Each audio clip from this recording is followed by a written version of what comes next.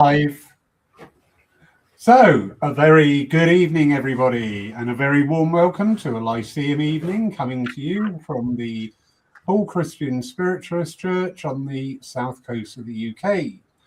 We have a delightful guest tonight, somebody who I've had great pleasure in working with online over the last few years, and also we like a good natter, don't we, Angela? We're good at that.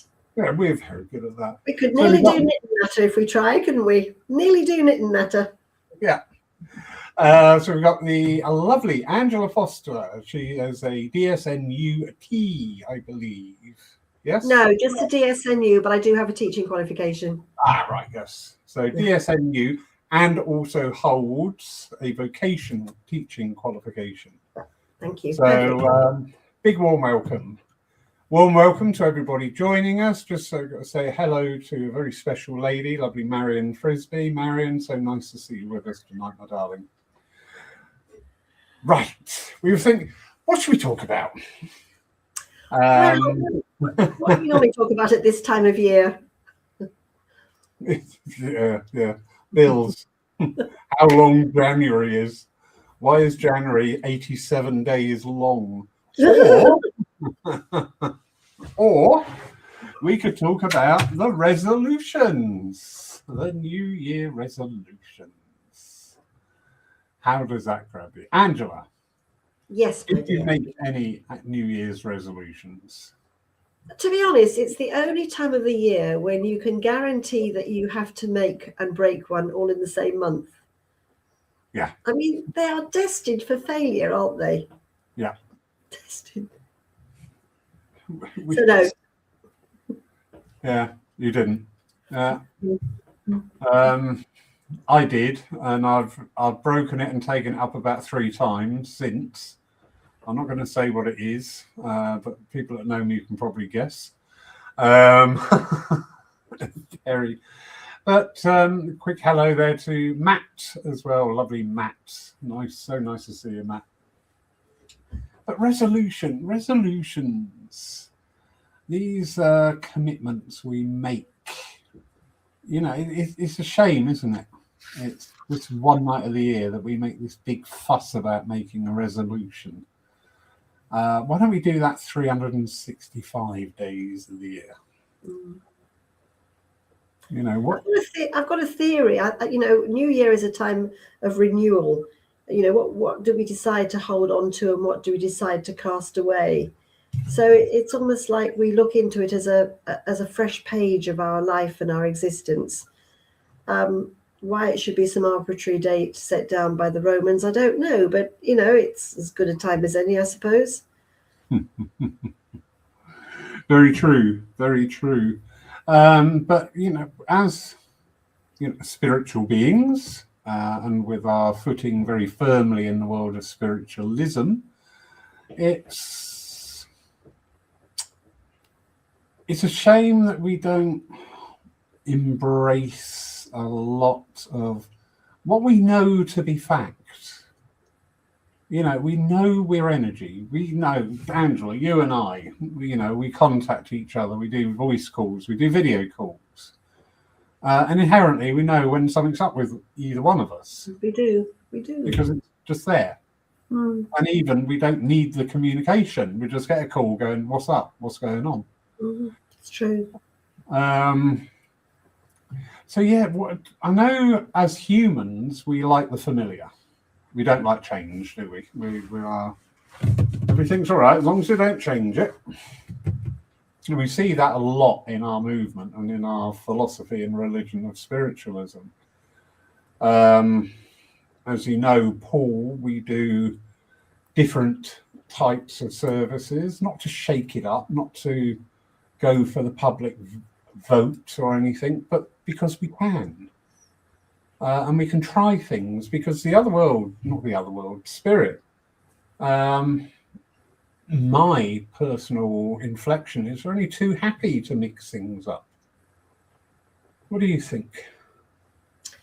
I think this is all about intent. You've either got a will for it or you haven't got a will for it. And somehow we seem to have been conditioned that the new year, January the 1st, is the time that this should happen. It's almost like it's written into the diary, into the calendar. It'll be all right because everything is going to suddenly change. And and yet we know that life doesn't suddenly change. We know that we might adapt things and move things along a bit, but we can't ever have a completely fresh page in our lives. It is all about taking on board new stuff, leaving old stuff behind. And you throw out what doesn't work and you hold on to what's good. And you found this at Poole. There are some things which you will try experimentally, that word as well. And there are other things which you won't even touch with the barge pole. What makes you decide what might work and what won't? I mean, we've been looking at a possible new course just now. Why, what is it in anything that we do, we suddenly get this eureka moment? That's a good idea, even, giving up cigarettes or, going on that diet. What is it that makes us suddenly think we need to do this now?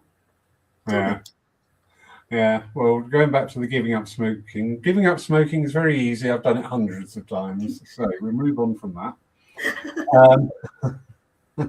Marion just brings up a comment there about eternal progress. Yes, well spotted. Yes, well spotted. Yeah. And actually, that phrase can apply. Our world has changed and it continues to change. And it's not changing in a way that we would wish. Yeah, absolutely. You highlighted that speech from the Canadian Prime Minister. I highlighted it as well, and I was just like, wow. Wow, what an introduction to things are going to change. Just buckle up for the ride. But if we bring that energy, that intent into our thinking as spiritualists, mediums, philosophers, whatever, why do we get afraid of change? I know many mediums, and I used to do this. I had lucky socks when I first started on the platform. If I didn't wear my lucky green socks, it wouldn't work. And then one week I forgot to put them on and it worked. So I went, oh, well, that's a load of rubbish, then, isn't it? It's like your comfort blanket, isn't it? You want something, you want either someone standing behind you or a physical item that's going to give you that sense of security, because no one likes setting off into anything of the total unknown. Very few of us are adventurers and explorers for very good reason. We'd rather go round that flipping mountain than climb it. Yeah? Yes, yeah, I fully understand what you say. But I love my favorite word, opportunities. And in my workings and dealings, not only with spirit, but with people as well, not to be limited by a preconceived idea. You see it a lot, people coming in, inquiring about circles, development groups and things like that. And they come in with a very, they see mediums working as we do now online. They maybe go to the churches, but those people are getting less and the people online are getting more. It's today's world. And they've got this preconceived idea of, oh, that's great, isn't it? You get up there and you do all this and it's wonderful. And it's like, it's only a fraction of me. It's only one reflection of me. There's still all this stuff going on. I've been invited to work at a church and I've said yes because I like going out to new places. But working it out, because of the travel, it's 9 hours from door to door. It's 9 hours from leaving here to getting home. And when I worked that out, I thought, oh, so-and-so. But still going to do it because it is something new, it's something to push the bounds. When we bring that energy back into spiritualism,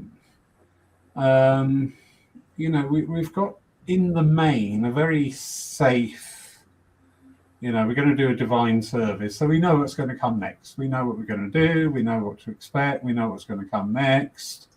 And it's just the saddest thing. In a lot of cases, people either running, chairing, or whatever in the churches and centres breathe this sigh of relief at the end. And I'm just like, but I was having fun. Yeah, but this is very much about anticipation. I mean, it's like with most things, whether it's a holiday or some for people, it might be a marriage. I've been watching a television program recently where people have these high expectations. And I don't think animals have this expectations in their lives quite like that, unless it's for a gill, unless that's going to be a nice piece of rump meat for us to eat later. Most of our expectations, we do tend to err on that's going to be fantastic. And what I think affects that, and this is why New Year resolutions are so iffy, they're all based on expectations. And, that gentleman who walked up and down his garden, Captain Tom, tomorrow is going to be a good day. We don't know, but man's natural instinct is to think, yes, it is. I will abandon some stuff. I will cherish other stuff, and I'll know what to put on one side. And it's like we have these conversations with ourselves. Okay, I'm going to go a 9-hour journey to get to this church. I'm going to enjoy the traveling. It's a new place, meeting new people. And if I don't like it, I can turn around and come back home again. But it's all about it being packaged and in a way that's going to make you feel there's the familiar and there's the not familiar. And there's enough familiar in that package to want me to explore it.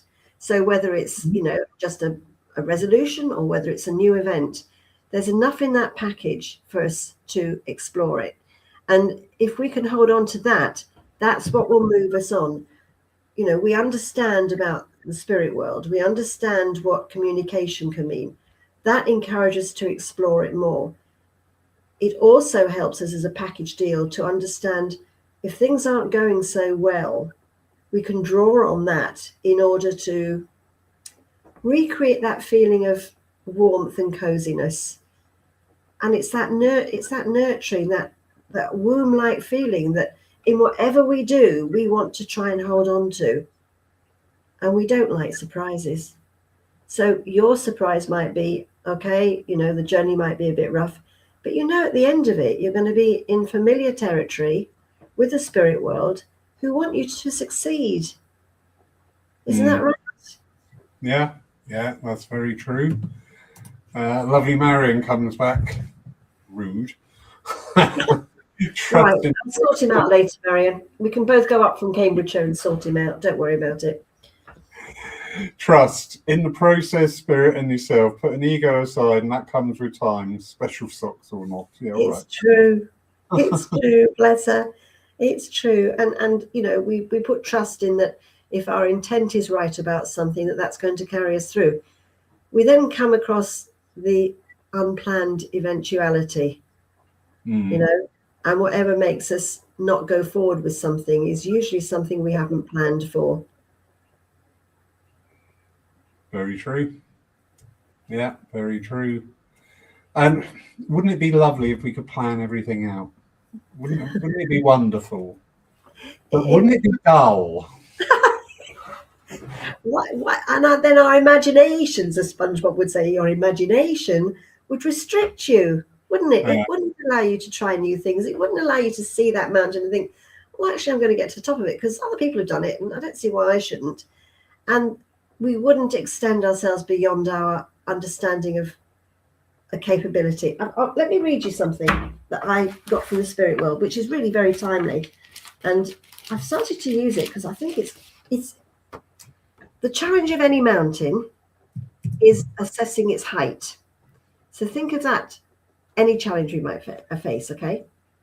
Each step is only as big as a stride, okay? Yeah. The stride is the essence of your capability, measured by your experience and governed by the direction of your soul.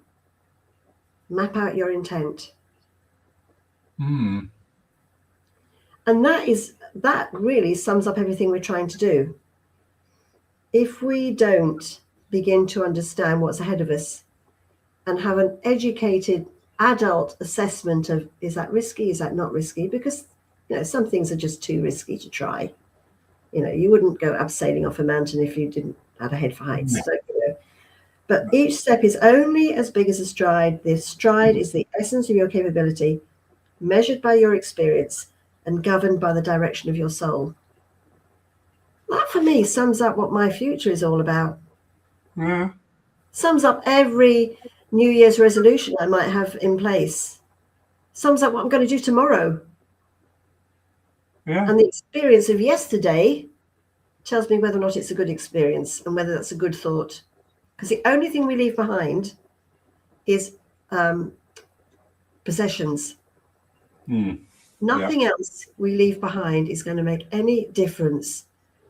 Will have more impact on us than any possessions, because it's experience. Yeah.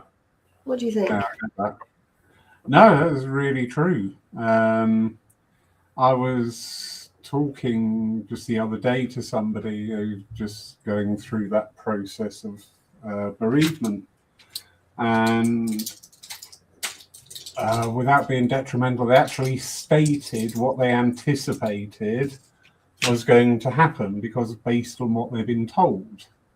Yes. And it was gently steering away from, it's not rigid.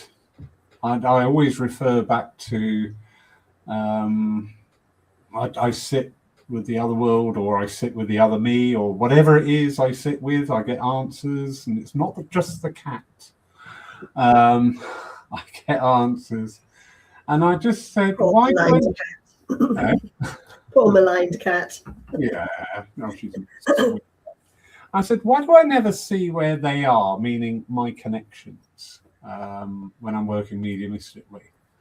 And the voice just very sweetly just said, because that's their heaven, not yours. And I thought, do you know what? I really get that. I really get that, because it stops. So I've made this pact with myself that when it is my time, I'll know that I've crossed over, because I will be back at the Queen concert at Nebworth in 1976. Because that was the first concert I ever went to, and what an experience. I've just said, right, when I find myself there, I'll know. Mine would be probably with my husband, the Led Zeppelin concert in 79 at Nebworth. Oh, right. Excellent. The lovely Matt joins in. Love that about the mountain. I've always opted for New Year's intentions over resolution. Like it. I'm going to make a note of that. New Year's intentions. Yeah, that's brilliant. And that's much more powerful than a resolution, because that allows for constant manipulation and maneuvering and change and adaptation, which then makes it realistic. Yeah. That's really true. Yeah, because a resolution is a finite thing, isn't it? I'm going to stop, or I'm not going to do, or I am going to do. And then when that doesn't manifest, we feel that crushing, defeat. Failure. Yeah. And then once we get that energy around us, it's like, I don't care anyway.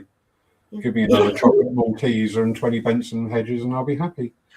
Just the Maltesers, please. I'll leave you with the Benson hedges. I'll just take the Maltesers. But yeah, new intention. Because like you just touched on there, that allows for adjustment. Yeah. Well, it's an adjustment, isn't it? I mean, if, for example, there'd been an issue with the width this evening, we would have found another way to communicate. If the weather had been that bad, or if I had been delayed coming back from somewhere, it's constant renegotiation with time, renegotiation with events, renegotiation with everything around us, which is what makes man so special. We are able to, for the most part, I'm not saying all of us, but for the most part, we're all the time dodging and diving every situation we come across. Yeah. That's true, and it's that fluidity about us. That sounds better. Yeah, it's that fluidity that we have, which is really interesting, because when we start talking about intent and where we meet resistance, where we want to do something, and it's like the universe is going, no, no, not at this time. Yeah. Have you thought about this? Are you joking? What's Yeah. which of the comedians says something like, "Are you kidding? You're having me on. You're having a laugh." No, yes, you are. Yeah, but we find when we surrender to the flow, things then move. But is that without intention, or is that just allowing our higher self to take over because it knows better? So if we do just go with the flow and say, okay, accept what's happening, sort it, deal with it, got an issue, can't handle it, who is making those next few movements or statements? Is it us? Is it the spirit world? Is it, because I don't believe that I'm totally being manipulated like a puppet. Yeah, ditto. So who do I make that statement to? I think when you surrender to the flow, you're removing the resistance, because that's one of our biggest issues, isn't it? We resist. You only have to go on Facebook and see how everybody resists everything going. No matter what you put up, someone's going to resist what you put up. But when we bring that down on a personal basis, where we spend time resisting things instead of just letting it go, to have it with people. I am officially at the age, in fact, tomorrow I will definitely be officially at the age where I can be considered a grumpy old so-and-so, which is fine because I've had lots of practice. And I must admit, with people, I'm drawn to some people and I open up and I have a good time. Other people I know to be a little bit mindful of. And other people, I'm just very much a closed book because I can't see, feel or sense any kinship there. And rather than get into any, because we do it, don't we, as social beings, we try these little ploys of one-upmanship and control methods within relationships. And, I can't with all that. It's going to turn me power on because I'm running out of power. Oh, right. Is that personal or for the computer? I don't know. I'll try the computer first. If all else fails, I'll get that bottle of red that's in the kitchen. That'll sort me out. You've been carry on screaming, haven't you, where they plug them in?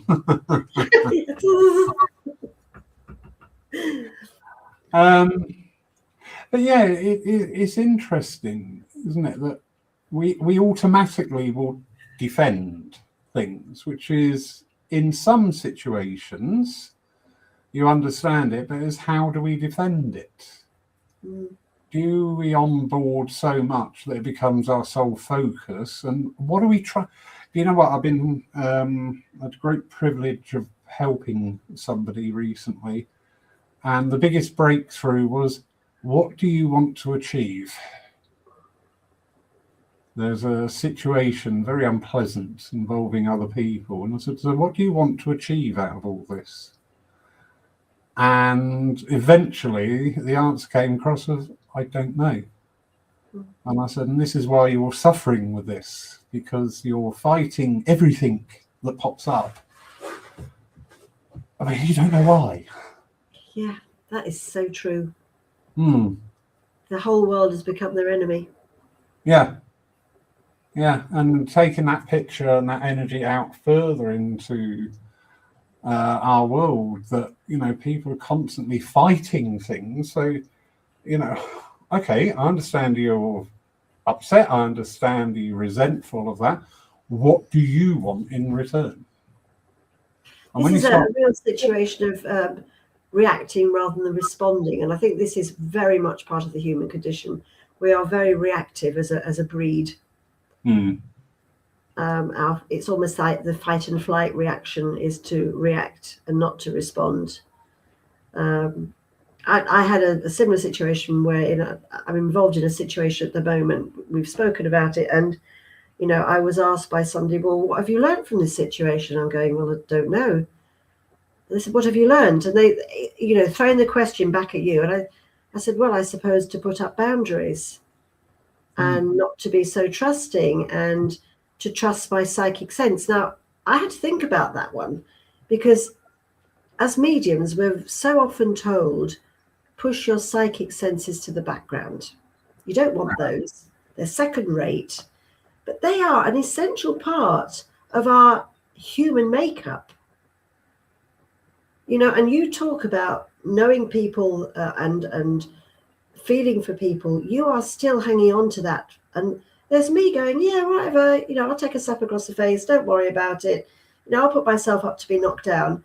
And you're not doing yourself any good. And you are forgetting a basic instinct that we have as humans, that we have this psychic fight or flight.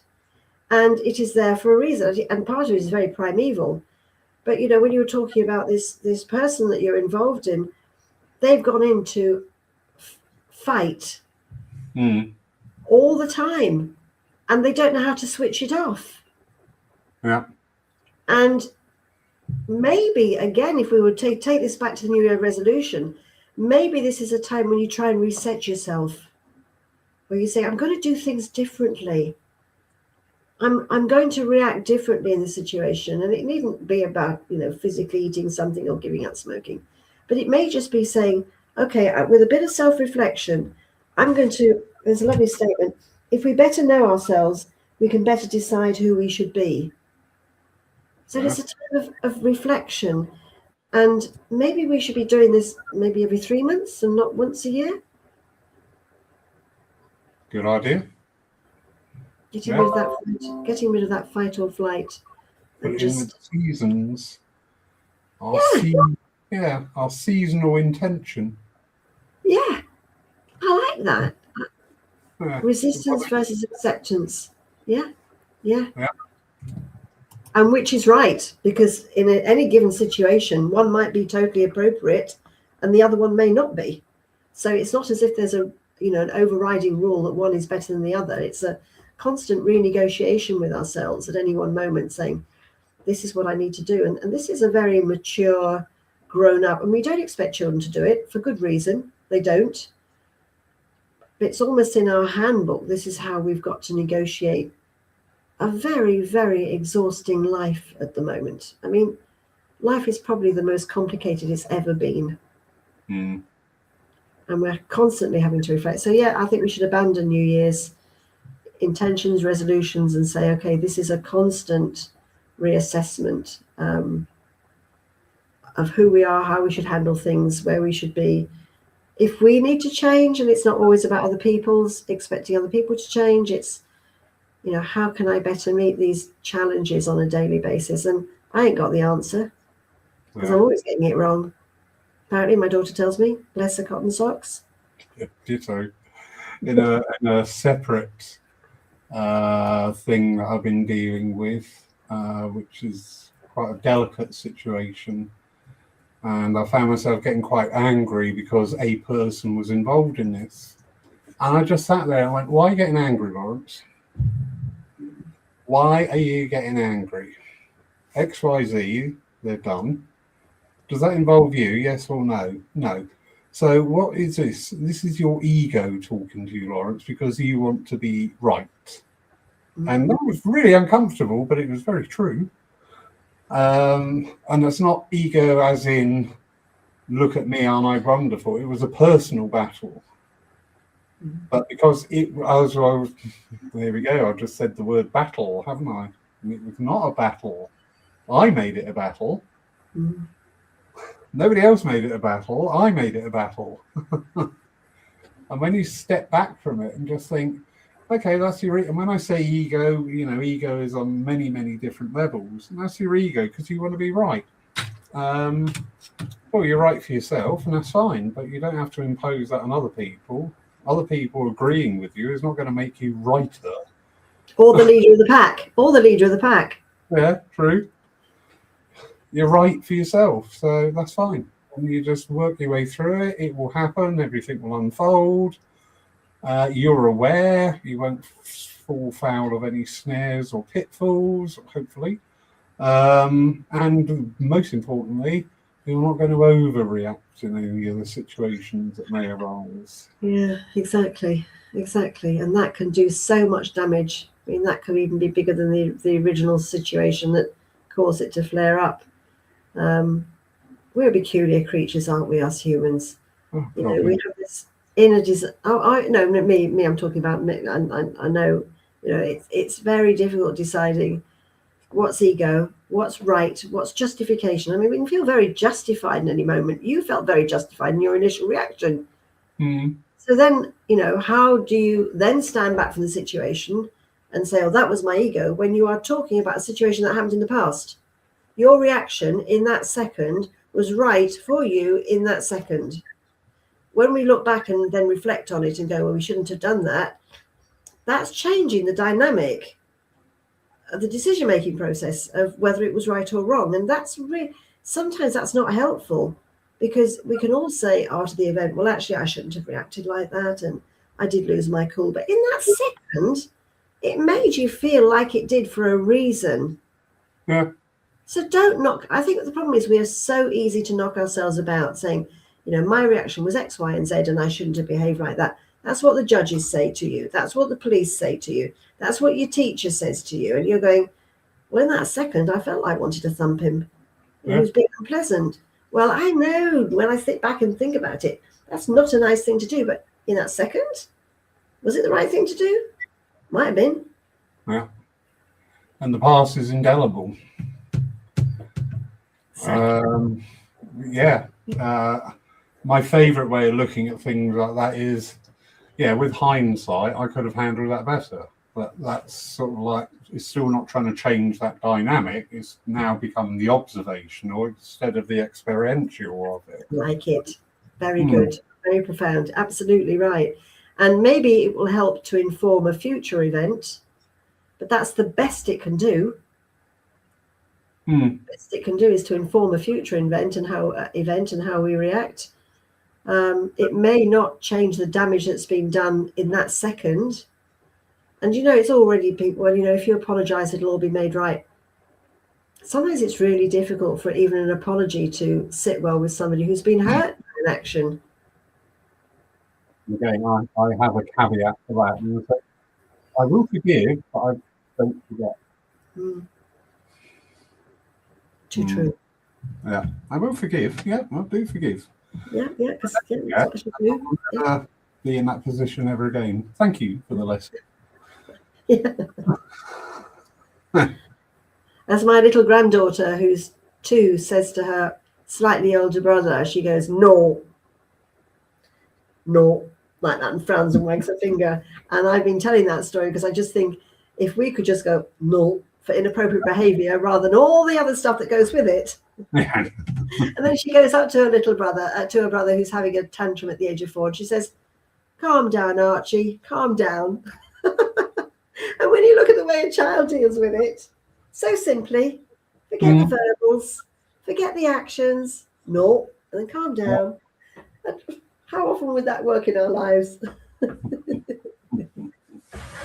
So I'm sure there's some people out there, first of all, thinking, have I tuned into some sort of therapy session?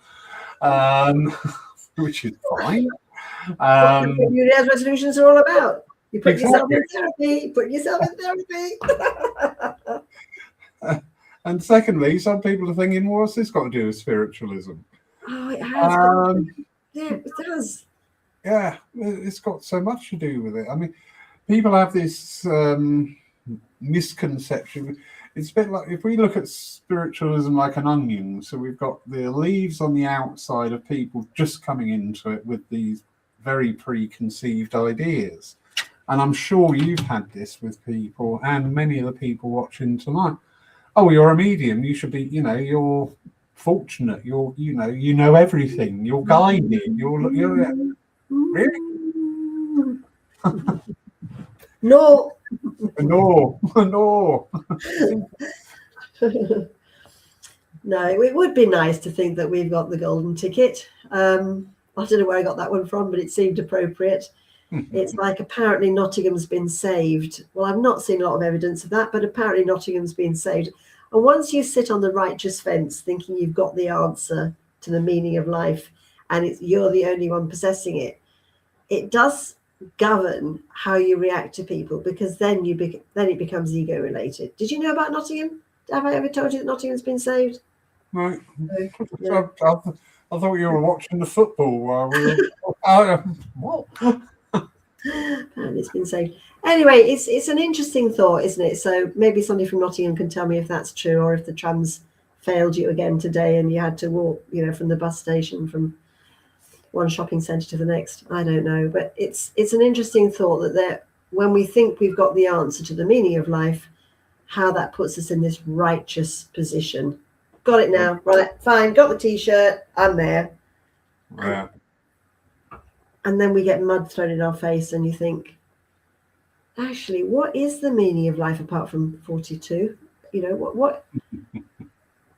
What is it when we set off with these intentions, and whatever it might be about, we are going to be better, we're going to do things differently, we're going to have self-respect for the whole of mankind, we're going to be perfect in every situation. We are setting ourselves up to fail, aren't we? Yeah. Yeah. I think as working mediums, there is a great tendency to put ourselves under a huge amount of pressure before any den. Yeah. Yeah. I'm sure, people watching it, please comment if you've done this or not. But we virtually beg the spirit world, please be there. Like they're not going to be there. Please be there. I want names, I want addresses, I want postcode, And I'm so grateful when the recipient takes the message. Oh, thank you. Yeah. Yeah. And then at the end, we go, oh, thank God for that. Worse still, at the end, we go, why didn't I get that? Why didn't I get that? Why didn't? And then because we've been told that we are only as good as our last demonstration. Have you heard that one? Oh yeah. What an insult to the spirit world, because it's not you. Yeah. If they bring through a tough lot or no lot at all, that's because they don't want to play a game. Mm. Or if the people don't come through that people are expecting, well, it's it's the medium's fault in the spirit world. It's not me. I wasn't being open to whatever was going to come in, whatever form it was going to come into. I didn't listen to what wasn't being said. I think also one of the big stumbling blocks we may face is we're trying to make the story according to our thoughts. Well, it's nothing to do with us. Yeah. And that's when we lose what we think is a cohesive story because it's not cohesive to us. Do you know what? It doesn't matter. If the sitter is satisfied with that communication, you've done your job. I listened to a demonstration recently by a student who was taking an exam. And there was lots of evidence. I said to my husband later, he was sitting, I could say, look, my husband was sitting on the sofa and he's got a bad back and, he looks as if it's got a headache. What is that telling you? Telling you nothing. They want to know why they've come. Huh. Why they handed, one of the things was, they're handing you a golden coin. And then they went on to something else. Or they must have given you pocket money. Why are they handing you a gold? Why do they take time out to come and talk to us about really important things when the best we can do is to sit there and describe them? The recipient knows all this rubbish. And no wonder then at the end of the day, people say, well, that wasn't very good. Because you haven't actually shared what Spirit was trying to say to you. And when you do, it is amazing. And it works every time. Yeah. When we listen to, how every piece of evidence tells a story that goes beyond what they died of or what age they were or whether they had short grey hair or long grey hair, it doesn't matter. And when we learn to share the communication in a way that actually, why have you come? I know what you said, I know that you died of a heart attack. I know that you had one leg 4 inches shorter than the other, but why have you come? Yeah. Be told what I already know, and you can see a marked shift. And this is all about being in the moment. Why have they come? Yeah, keep what you get, spirit no. We were both taught that, weren't we, in the same church many years ago? Give what you get. Yeah, because we were taught together. Yeah. Oh, right. But yeah, it is. It's we do as media, because it's.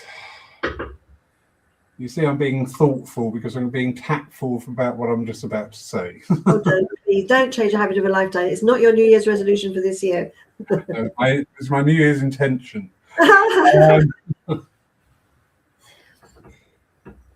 We do see an awful lot along our platforms, whether they be virtual ones or in-person ones.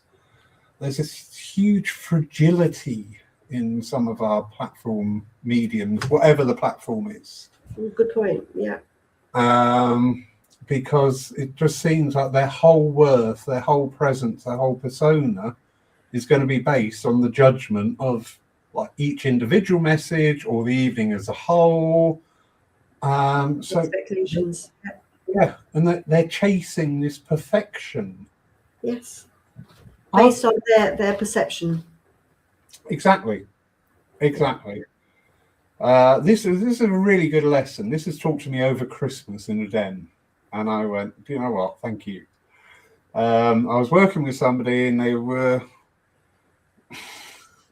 not being very cooperative.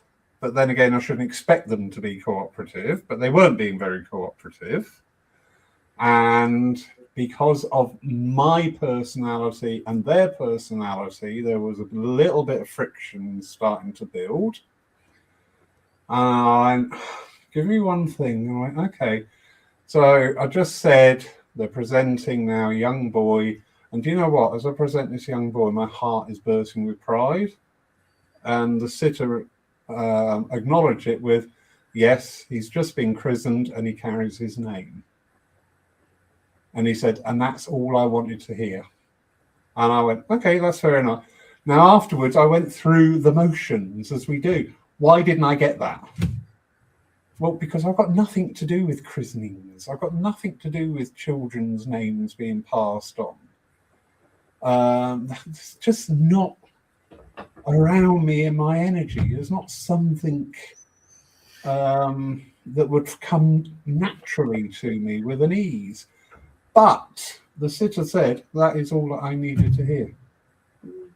So I've done the job. So it was quite a leveler to me of, Lawrence, stop trying to make it make sense to you. Oh, too true. Too true. Yeah. Somebody saying something. No, it's all right. We've got the ruffians. Oh, hi, Margaret. The ruffians are just coming. Careful, she might leave a very rude comment when it goes onto your Facebook page. So I would be nice to Margaret if I were you. I'm always nice. Is that right, Margaret? Respect. Yeah, it's really difficult, isn't it? Because what we think is evidence and what many recipients think of as an evidence is completely turned on its head once that information is given. Yeah. And it's often, I have found very much that the medium will deliver information based on their understanding and knowledge of life. What I mean is that if they were a solicitor, they would bring in legal information. If they were a nurse, they might bring in medical information. If they were a teacher, that might be relevant to a young person, because there is an empathy, there is an understanding that is already there in the soul of the medium, which means that it will resonate much quicker and with far fewer clues or cues than if they were something different. I mean, like you were very clever to get it, but it must have left you thinking, hang on, this has got nothing to do with me. But if you think about it, it has. Are you involved in naming services? Yes, we have done those. Yeah. Well, isn't this a naming service in all but another name? Yeah, true. But okay, it's interesting what you just said there about solicitors, nurses, and XYZ coming through, because I did notice early on in my progression, just didn't understand it, that the message would often correlate to the person's nature who brought that through. So say you might have somebody, a lady, and she took no nonsense, you know, and she was a very strong lady, very characterful, and she certainly wouldn't tolerate a liar, things like this. But then when we're going into the message side of it, it actually relates, because they're talking about around you at this time. There is this energy going on. You're doing a reading for me at the moment, Laurie. Just checking. I think you got my mother, but I'm just checking. All right, fair enough. Who knows? They will take every opportunity. I'll take it. But yeah, we do. We spend an awful lot of time trying to make it make sense to ourselves, when actually, as I said, the only person that can judge if it is a good or a bad, well, what is a bad message? The only person who can say outright if it was a successful contact is the actual sitter. Whether it resonates with them. And then what are we talking about? Where does that resonation come from? It comes from the heart. It comes from empathy. It comes from, it's not from a load of facts. It's if it suddenly goes, oh, that tug. That I gave an address, actually, interestingly enough. It was I played a KT Tunstall piece of music on the red thread. And it talks about this red thread that connects people, which is the heart red thread. And also there was a Becky Hemsley poet, and I love her poetry. If anybody sees that on Facebook, definitely a plug for Becky Hemsley. And talked about this connection of emotion. And when you feel your heart tug, and that's the spirit world talking to you. But, the other side of it, when, that tug can become too harsh. And that's the language that we should be sharing with recipients. When you get that tug, even if they don't say a word, you've made that connection. Before the medium even puts out the information, am I with you? Somebody there will feel that connection. Yeah. That's what's so amazing. I don't know if you saw it, the Sunday service a couple of weeks ago with Stephen Mager. No, I didn't, sorry. We did a total about turn on the structure of a divine service. Still had the elements, but it was fascinating. The mediumship was right at the beginning, and then Stephen was talking with the sitters, if they were comfortable, about the message, highlighting what was memory linked, what was shared memory, also what is relevant to today's world after the communicator had passed, to demonstrate that they are still involved in our life. But also, was there anything being said which made sense to you, and in what way? Because I remember I just said to somebody, because I had it in my hand, I went, she's got a simnel cake, she's holding out a simnel cake, but I know I'm talking here about the apostles and partnerships and everything. And the lady said, well, the simnel cake was very poignant because she was born on Easter. So it's just you could have said, they want you to have a bit more sweet stuff in your life. You could have completely missed it, as mediums do, unfortunately. They have these gems handed to them. Oh, hang on, Gerard, that's not fair. Oh, can we have I'm good about toes, being a retired chiropodist. Yeah, that's the last thing. Harmony, Gesundheit, harmony. That sounds Dutch to me. Can we have a? I can't highlight it to copy and paste to put in a translator. But anyway, bad translation. I don't think it's about feet and ingrowing toenails. I don't think so. If you could run that through your language to English and then repost it, that'd be much appreciated, Gareth. We're pretty ignorant when it comes to second languages. Nothing beyond school French, which my first sentence was by the nuns teaching me, avez-vous une cigarette? Times have changed. Times have changed. Oh, and a couple was 2 or 3, but that's another story that the nuns told us. I haven't actually believed that ever, but that's what they said. A couple was 2 or 3. 2 bits I remember from my childhood. when I was out in Holland, the husband of Vienna Kempshoff, he's a lovely man. He's such a nice man, and a good laugh. And he taught me a very rude word in Dutch. So I kept using it every opportunity. And Daniela and Vienna were sat in the back of the car scowling at me, saying, "Don't you dare use that word when we get here. Don't you dare." But she was using a 4-letter word the other day, and I said to her, "So how would that translate into your own language?" And she said, "It's just the same." So she is kind of giving naughty words. Yes, but I learned a very handy Dutch word. You can use it in a variety of ways. But we digress. We come away from the topic of tonight, where we've been talking about resolutions. Is it tied to one time of the year? Do we get to the end of January and, all the ones that we've let slip have just disappeared? So where was that? Mayor Maxima Cooper, because we failed. Yeah. Beating the chest. I'm a failure. Forget that for Game of Conquers. Yeah.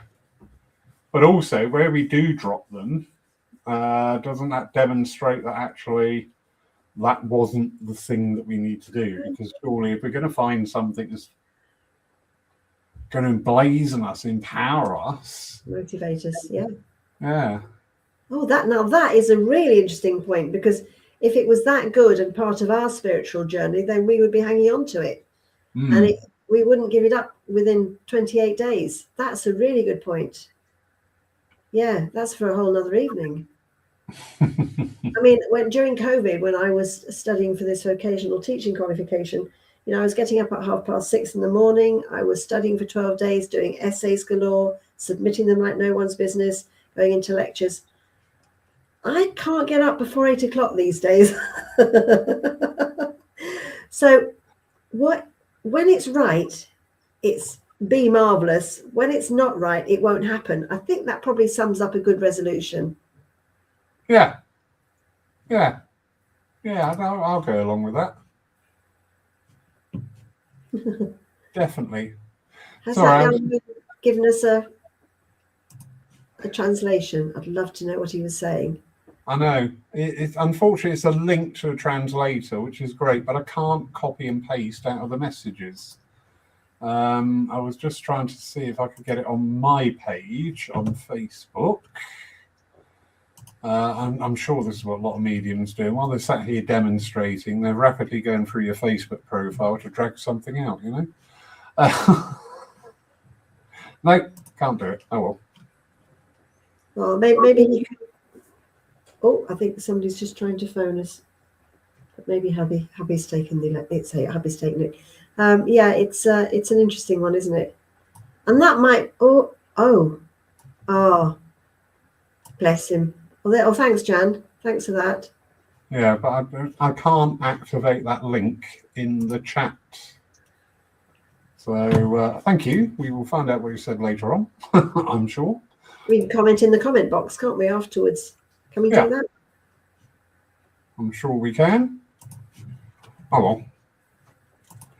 Yes. Thank you, Marion. Is that what it was? No, I've had enough of that now. Oh, no, I wonder if that's her translation of it. Oh, right. Oh, you never know. I see, Marion and I were on the same link there. Ah. I know, you'd gone off, but you see, women stick with each other. If you don't at first succeed, then try. Jan has intense. Oh, that's lovely. Yeah. Oh, I'll have that as an intention. That's lovely. You have that? Okay, well, you have that. No, I'll take that one. I'll take that one. If at first you don't succeed, it wasn't worth it. I mean, it wasn't your karma, Laurie. It was never your karma to do it in the first place. Yeah. If at first I don't succeed, I don't know why I was here in the first place. But anyway. Whatever. Didn't work. Whatever. Some poor so-and-so can take it on board, see if they can work with it. It's like when when I hand my husband a job to do and say, I can't do it, push it over to him, because that's a man thing. Like, yeah, I'm not even going to go down there. You can open it. And then he feels so good because he can manage it. And I think, oh, I'm a little woman who can't manage it. I don't have that luxury. I'll turn to myself and say, you do it. Cat, I bet you say it to the cat. Bet you say it to the cat. Over to you. If you want that tin of tuna, open it yourself. Yes. And she would. And she would. Yeah, bless them. Yeah, one knock on an old rock and it would open up magically. Yeah. Have you seen the thing on Facebook with or it might have been on television, an elephant using a broom to scratch its back, or a donkey using a broom to scratch its back? No. If that is, I couldn't believe it that this animal had worked out that, rather than finding a hedge or a gatepost, just pick up a broom, and it must have been a horse or a donkey, and just scratch its back because it was itching. I'm thinking, why can't we find such easy answers to the meaning of life? Got a problem? Sort it out. Why do we make it so complicated? Which is why we fail in most of our intentions and resolutions, because they're far too complicated. Exactly. Because it relies on other. Well, this is a very worrying trend comes in now, doesn't it? Of people looking for somebody else to do it for us. Yeah, too true. Please. Yeah. Please, hubby, sort it. Yeah. But in our development side, whether we're looking at evidential mediumship or spirituality in general, it's all, we're just queuing up, aren't we, for somebody else, the latest person who's got the latest attention grabbing streams and things. I see some of these things, and all right, they may be based in a fairly innocuous place, but what they can lead to is dependency. They can lead to illusion. You've been told that you are shifting into this frequency, and all this will happen. We've been near it for the last 5 years, and if anything, everything's got bloody worse, quite frankly. So do you think this comes from a basis? I've just suddenly had a thought that we have an expectation of success, that we, even in schools nowadays, it's all about, remediation. It's not about failure. When we grew up, we expected that we would fail in some things, that some things that were just lessons were meant to be learned the hard way. But there is this situation now in life where you think everything is going to be successful because there is no place for failure. And if there is no place for failure, failing to get past the first month resolution, whatever it is, then there is this no natural rebalancing of what is possible and what is not. Because we all the time, my husband has this attitude that everything is half empty because that way you're never disappointed. My attitude is everything is half full, because how nice to ride on that half full for 90% of the time or 50% of the time. His attitude is, but you're never disappointed if everything's half empty.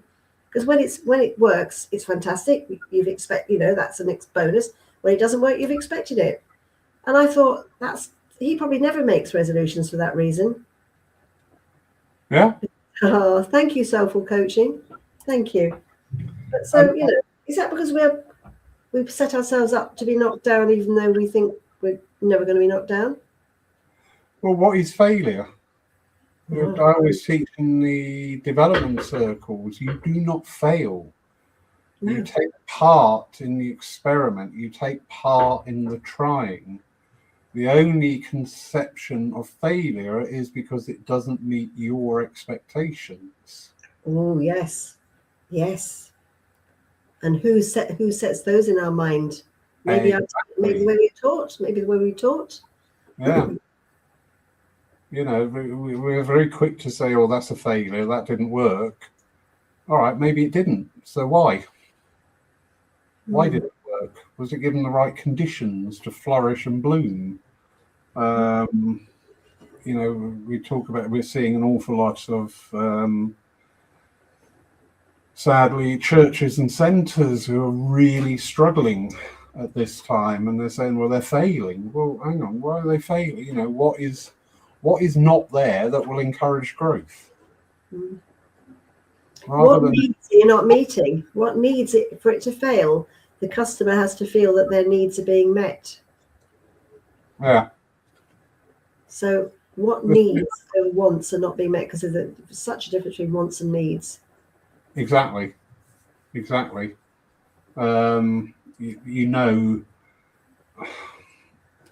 running a church myself, I know when people come in with wants, but I also see needs. We had a delightful couple in last week, and you could see the need was there just to talk. Whatever they wanted to talk about, that's what they needed. So we made that happen, and that was wonderful. But then you get other people. I was having a very deep and meaningful conversation about somebody, and anybody, you know, there is an ability, as we call, reading the room. You know what I mean? And this was a very deep conversation that I really needed to absolutely understand the ins and outs before progression. Somebody just comes swooping in, going, blah, blah, blah. Because I want your attention now. Yeah. Wait. But then again, as I say, you do see people, and especially with church. I mean, what brings people in a spiritualist church? What is that first thing? All right, we have the curiosity, and especially with the new year, because funny enough, going back into resolutions, we do see an upsurge at the beginning of the year because people are interested. But are we capturing their imagination? That's the thing.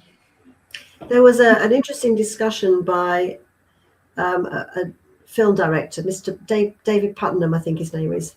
And he hasn't been working for about 20 years.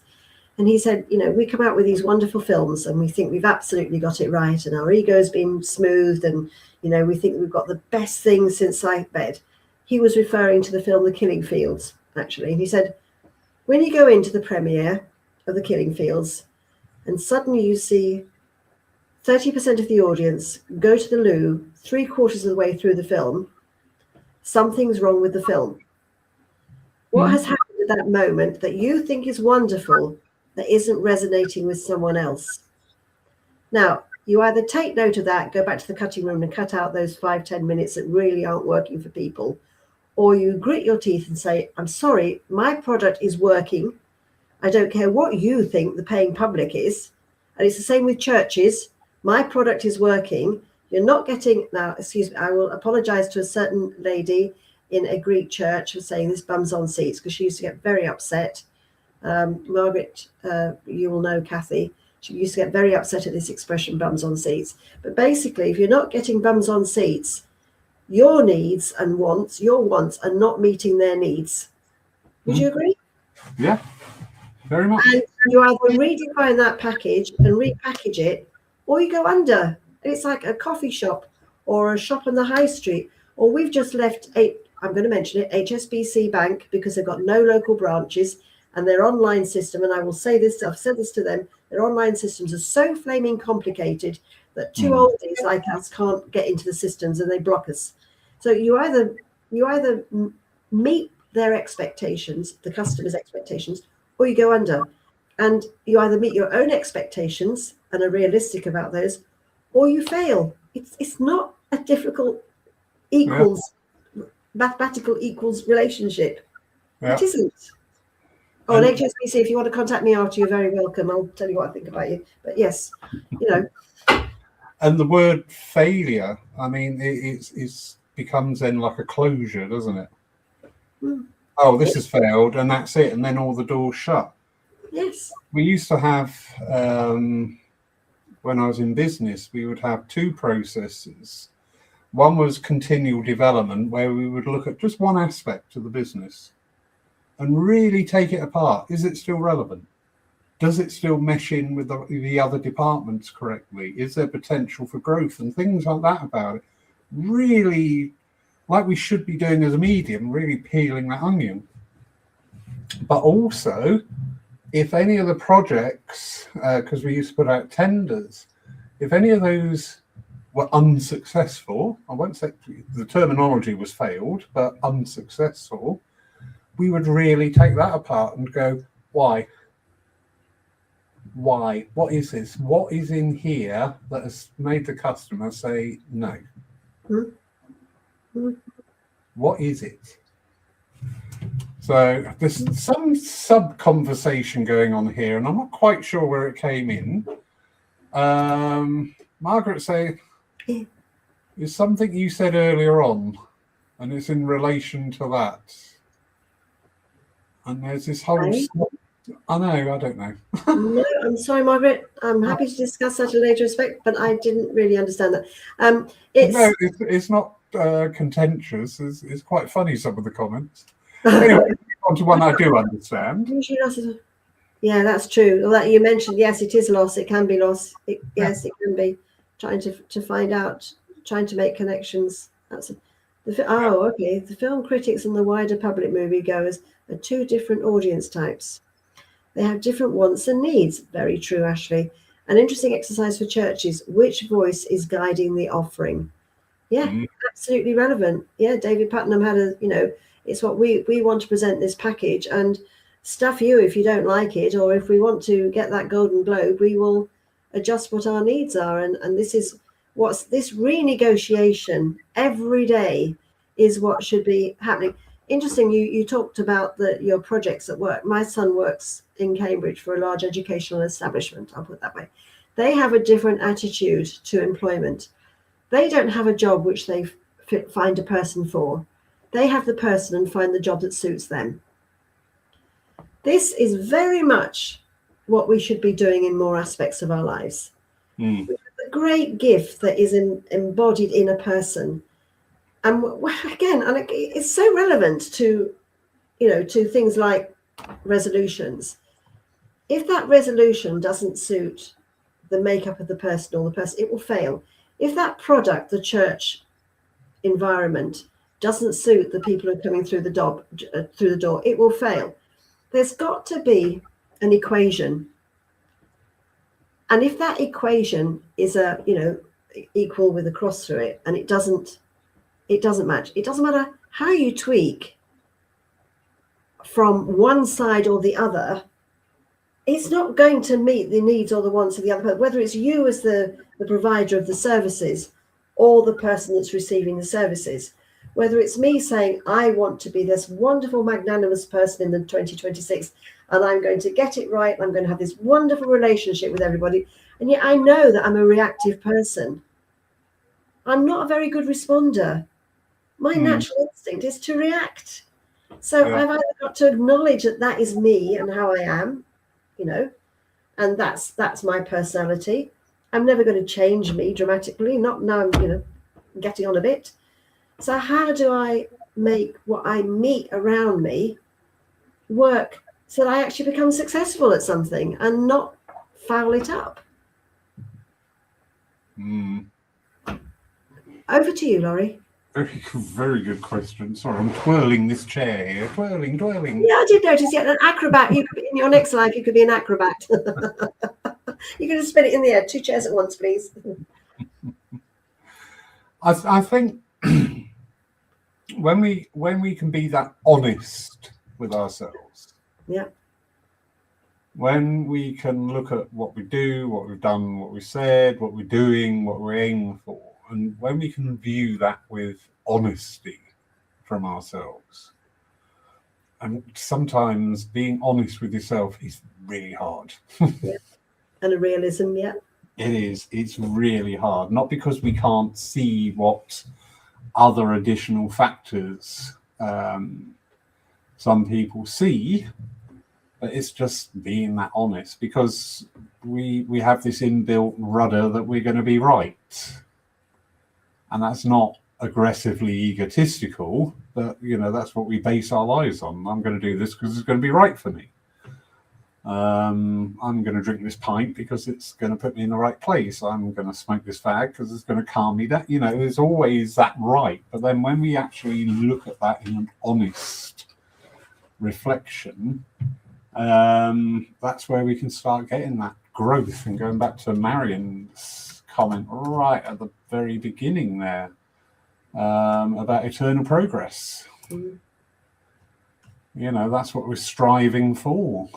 And the same, you know, when we're offering a service, so whether it's the church, whether it's us as a medium, or whether it's us as a healer, whether it's us as a mentor or whatever, we've got to start on ourselves and realize our limitations. You know, I have been approached by people in areas that if I had got involved, I've probably run the risk of making it worse. Yeah. Oh, yes. Because we're not Superwoman, Superman. Right where we want to be. Yeah. Less is more. Yes. And there are some areas, especially when we're talking about such issues as mental health, mental welfare. What was the other one? Abusive relationships. I haven't got the tools, but I can signpost you. I can signpost you on to the relevant people that is what they do.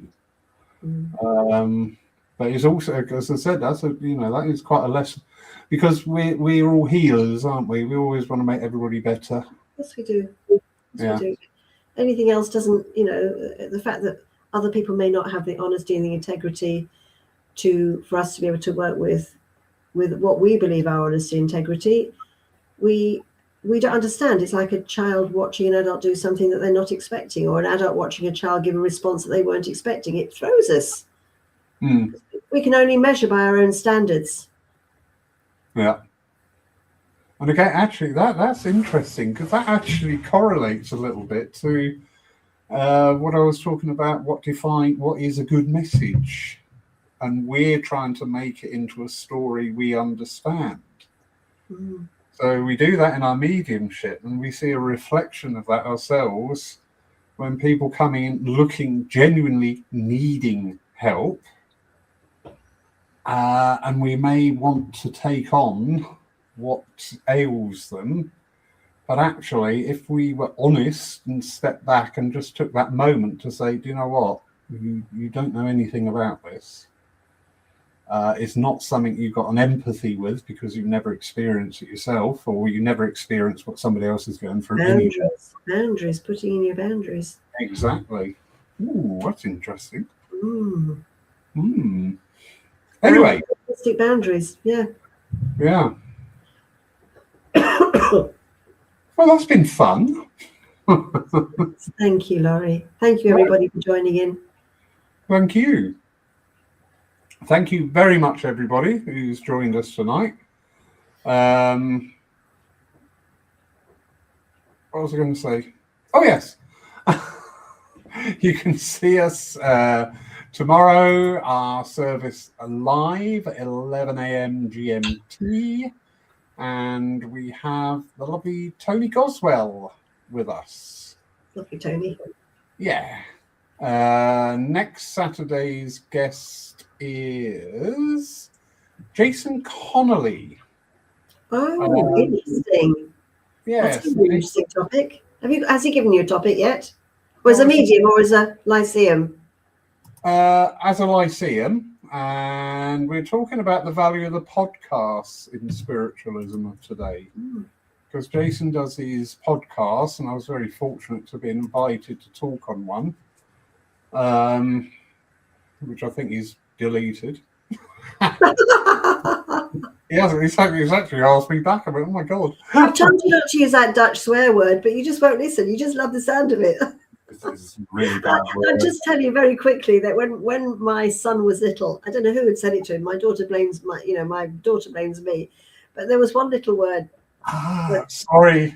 I must just stop you there. This you, Margaret. It's a cow. Because Thank you. It was a cow. I couldn't remember the animal. Thank you very much. Right.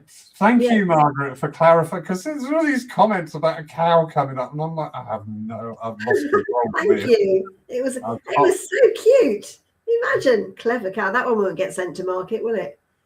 Oh, they're talking about using language. When my son was little, he must have heard somebody, and it wasn't me. Absolutely, I would not have used language like that. Going bugger, and he was going bugger, bugger, bugger, bugger, bugger, bugger, and he sounded so nice. And we were going, don't say that in front of the nuns, please. Don't say that in front of your grandma or the nuns. Just don't. So it's because that's why it's got deleted, because you've been using swear words. No. When I was running pubs up in London, I had 2 South African barmen. They taught me 3 words in Afrikaans. And one day, this very nice Afrikaans couple came to the bar, and I went, "Oh, right." And I said the words. The woman laughed her head off.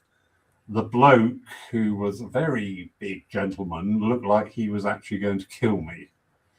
And I had to very quickly backpedal. And fortunately, those 2 were on duty that day. And I pointed at them and I said, "They taught me those words and they told me it means this." And the guy went, "Oh, actually, you have just called my wife XYZ." And I went, "Oh." Fortunately, thank God she was laughing, because I'm sure he would have murdered me.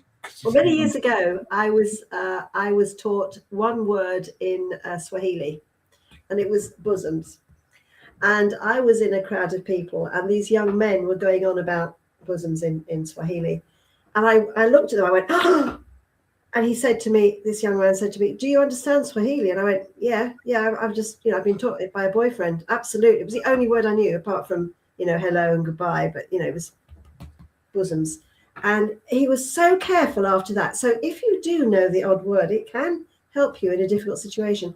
Their respect for me went through the roof, and they never, ever talked about me behind my back, because they had no idea whether I'd understand them or not. So, hang on to those words. You might find there is a moment when you can use them appropriately, and I will just leave you with that. Oh no, it's one of those words you could put it in all sorts of conversations. It'd be Of course. Anyway. Thank you. Absolute delight to be in your company once more. Thank you, everybody who's joined us tonight. Thank you, Margaret, for explaining what the hell was going on in the chat box, because I totally lost control there. I'm thinking, I have no idea what these people are going on. I'd forgotten about the cow. I knew it was a farmer's. Yeah, I thought it was an elephant first, and that was obviously wrong. So then we went about the cow. But yes, thank you for that. But what a clever. You see, it'll never get sent to market. I mean, they're going to make so much money on the back of that YouTube video.